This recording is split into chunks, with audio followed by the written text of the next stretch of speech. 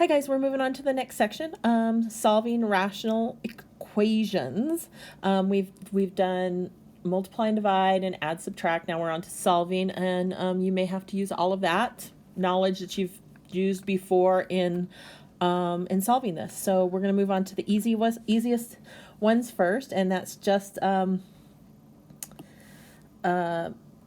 having it set up as a proportion. So the first problems we have, they're all proportions. So that means we have one fraction equaling another fraction. The second step is to cross multiply. When we have one fraction equaling another fraction, how do we solve it? Well, you cross multiply. I'm going to show you how to do that. Okay, and then we solve the remaining equation. So whatever is left, we just solve it. If it's linear, we solve it that way. If it's quadratic, we solve it in the many ways we can solve a quadratic, whichever way makes sense. And we get an answer. And then the last step is we check for extraneous solutions. And in case we don't know what extraneous solution is, I am going to define that for you. An extraneous solution is a solution that makes the denominator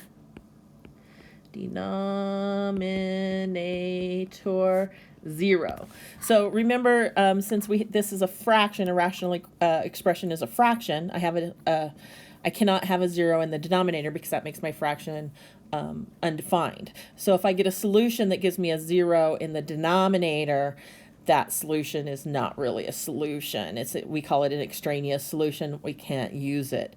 So that's what we're going to check for. Once we get our answer, we always want to double check that answer, make sure it's not going to give me zero in my denominator. So we're going to go ahead and start. We've got, for the first video of this lesson, we're going to do the first 4 problems. So here we go. So I've got a fraction equaling a fraction. So what do? Well, we know we're going to cross multiply.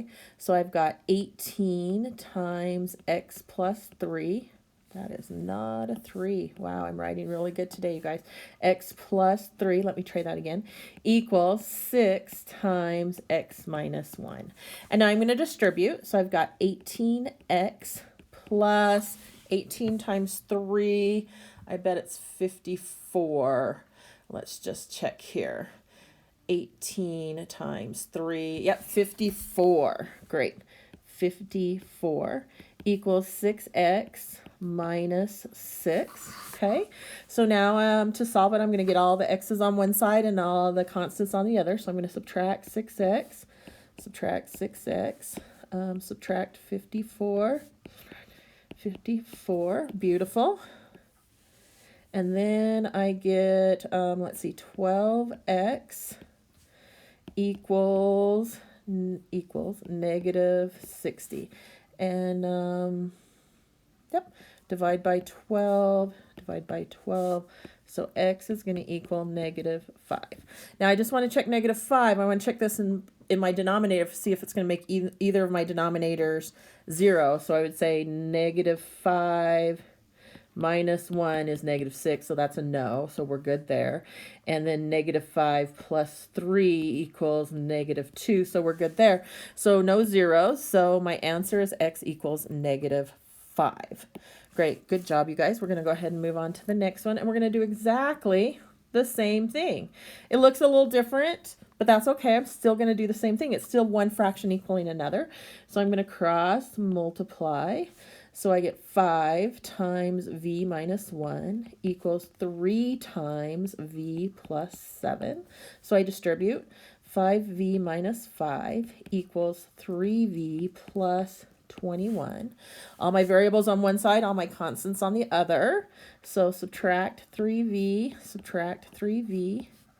add 5, and I get 2v equals 26, divide by 2, so v is going to equal 13, and I only have one denominator to check this time, and 13 plus 7 equals 20, so we're good. So my answer is v equals 13. Beautiful. Okay, so number 3 here.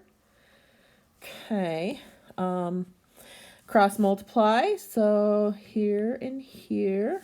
So I get 4 times a equals 6 times a minus 3. Distribute.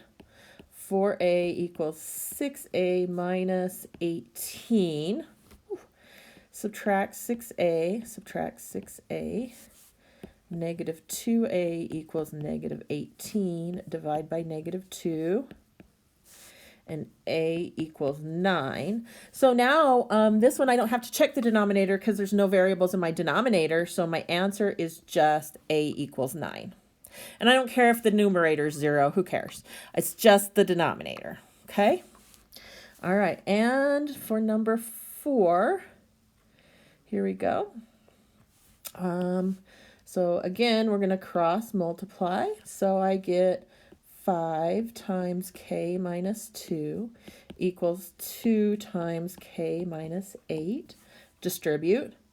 5k minus 10 equals 2k minus 16. So subtract 2k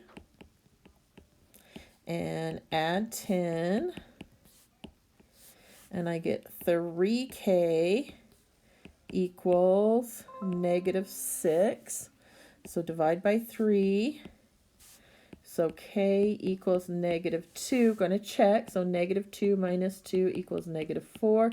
That's not 0. So my answer is k equals negative 2. Okay, so we're going to go ahead and do some problems like this that are just linear. So we will see you back in a little bit after you've done those problems. Thank you guys. See you in a few. Bye.